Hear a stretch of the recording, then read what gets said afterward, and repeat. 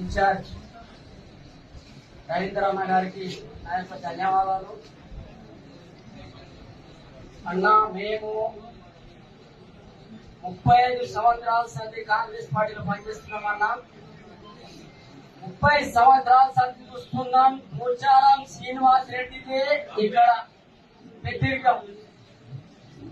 ఎవరికి కాదు, ఎవరికి చెప్పినా పోచారం శ్రీనివాస్ రెడ్డి ఏమన్నా అంటే కొట్టూరి వారికి ఏర్పాటు చేయరు.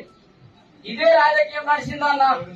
35 సంవత్సరాల సంది చూస్తున్నా ఇదే రాజకీయం నడిచింది. మళ్ళా ఏందాకన్నా ఇది పోచారం శ్రీనివాస్ రెడ్డి రాజకీయం. దానికి అంతం చేద్దాం. పోచారం శ్రీనివాస్ రెడ్డి ఇవాళ ప్రజలకు క్షమాపణ చెప్పాలి.